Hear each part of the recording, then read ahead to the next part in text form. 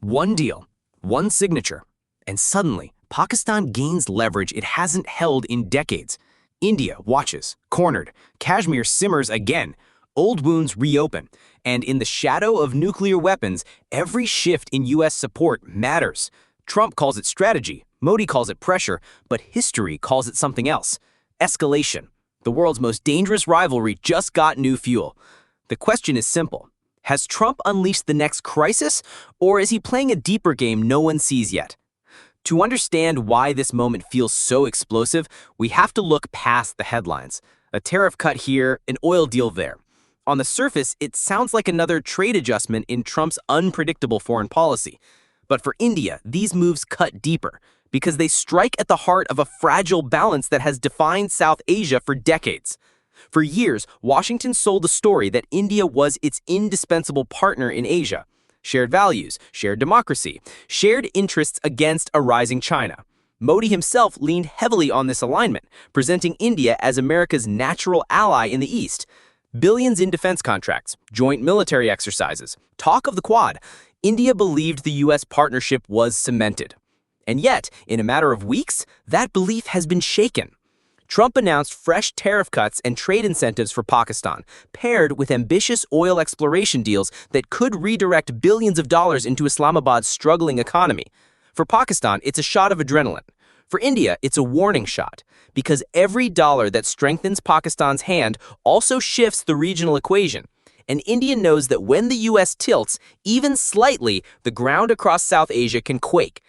Why does this matter so much? Because Pakistan is not just another neighbor. It is India's historic rival, scarred by wars, terrorism, and decades of mistrust. The border that divides them isn't just a line on a map, it's a wound that never healed. Kashmir remains the flashpoint, a territory both claim, both bleed over, and both refuse to compromise on. Every diplomatic tilt, every foreign endorsement, every ounce of economic leverage flows back into that conflict like fuel into fire. This is why Trump's deal feels less like economics and more like strategy.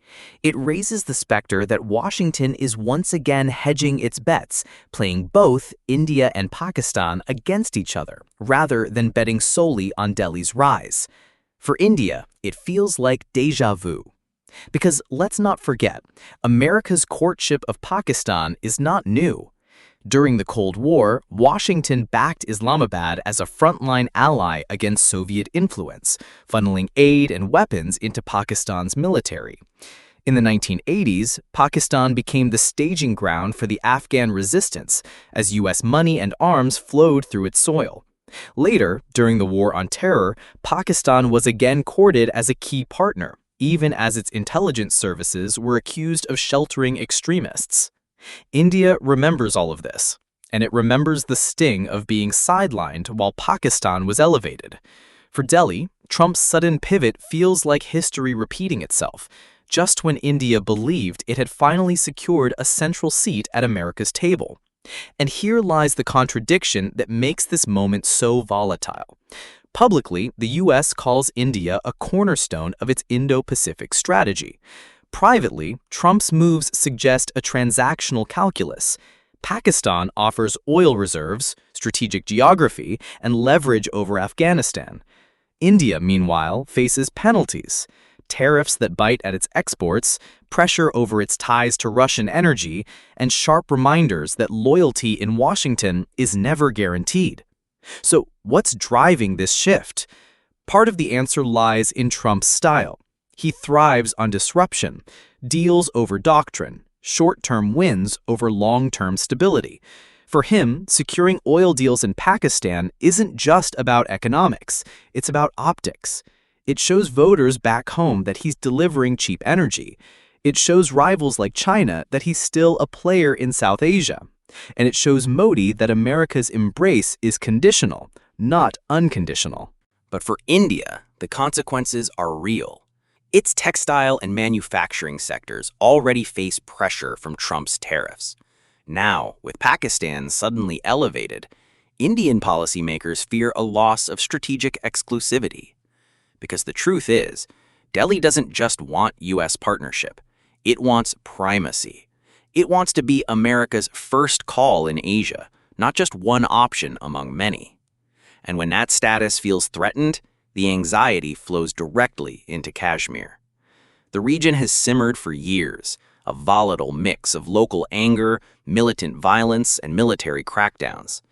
Every shift in U.S. posture is read in Islamabad as encouragement and in Delhi as betrayal. Trump might not have mentioned Kashmir in his announcement. He didn't need to. The implications were loud enough. Think about it. A U.S. president who tilts toward Pakistan, even slightly, reshapes calculations in Islamabad. It signals that Washington is open to new deals, new alignments, new leverage. For Pakistan's generals, that's an invitation to test boundaries. For Modi, it's a reason to harden his stance. And for millions in Kashmir, it's a reminder that their fate is always tied to the games of larger powers. This is why the question lingers. Is Trump merely chasing oil? Or is he deliberately recalibrating South Asia's balance? Because if it's the latter, the risks multiply fast. Two nuclear-armed rivals, locked in decades of hostility, suddenly sense the U.S. playing both sides again. History shows what happens next. Escalation. Skirmishes at the border, airstrikes traded across the line of control, diplomatic crises that spiral into military standoffs. Each time, the world holds its breath. Each time, the stakes climb higher. And now, with Trump injecting billions of oil money and tariff relief into Pakistan's hands, that cycle may begin again. But here's the deeper question. Why now? Why is Trump willing to risk alienating India just when Washington claimed Delhi was central to its Asia strategy? The answer may lie not in South Asia itself, but in Trump's battles back home, and the larger game unfolding between Washington, Moscow, and Beijing. To understand the timing, we have to step out of South Asia and look at Trump's own battlefield, Washington. Every foreign policy move he makes is also a domestic calculation. And here, energy is the currency. Cheap oil fuels American voters as much as it fuels engines. In an election season, nothing resonates more than lowering gas prices, promising energy independence, and striking tough deals abroad. Pakistan's untapped oil reserves, long ignored by global majors, suddenly become a stage where Trump can play deal-maker-in-chief. For him, securing an agreement there means two things at once: a new headline for voters and a bargaining chip against India. Because India isn't just another partner, it's also a problem. Delhi's stubborn purchase of Russian oil defies U.S. sanctions. Its tech sector, from semiconductors to digital payments, is flirting with Chinese systems. And Modi himself has cultivated an image of independence, proud to align with America, but never to bow to it.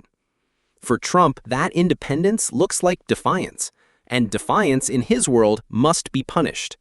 So, tariffs go up, threats of sanctions linger, and at the same time, Pakistan gets an embrace. It's the oldest play in power politics. Reward the rival, pressure the partner. But the consequences ripple far beyond campaign optics, because the world is watching, especially America's rivals. In Moscow, Putin sees opportunity. If Trump alienates India, Russia becomes Delhi's fallback. Already, Russian oil flows to India at discounted rates, cushioning Modi's economy.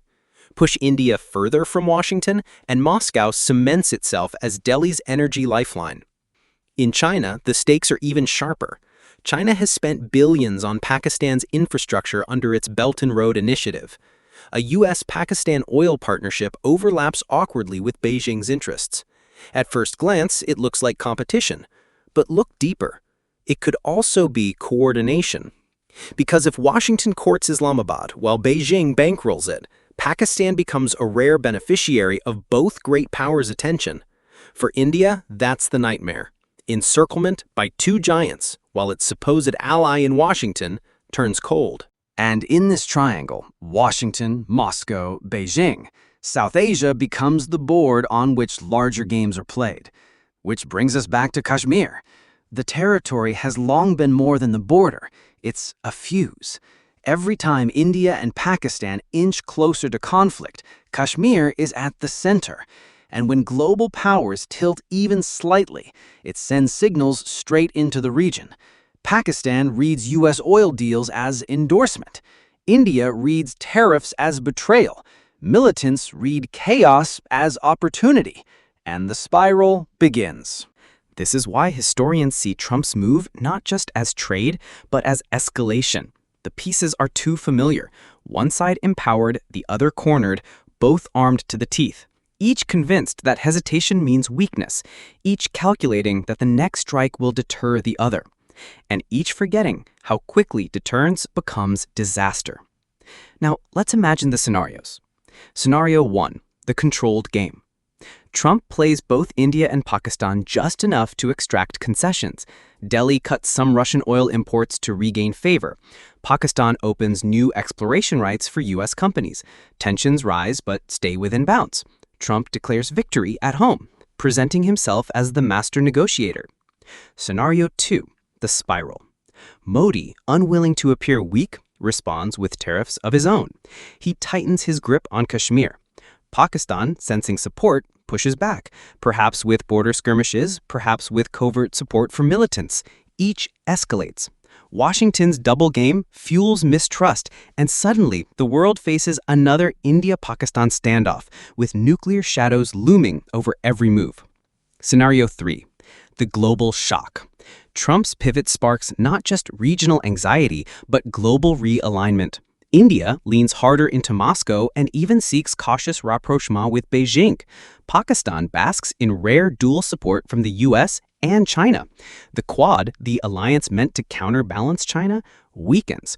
And Washington, far from containing China, finds itself sidelined in the very region it sought to dominate. Which scenario plays out depends on choices made in the coming months, but the danger is real. The very act of using South Asia as a bargaining chip could destabilize it beyond repair. And here's the hidden truth. For decades, U.S. presidents tried to maintain a delicate balance in South Asia, favoring one side without losing the other.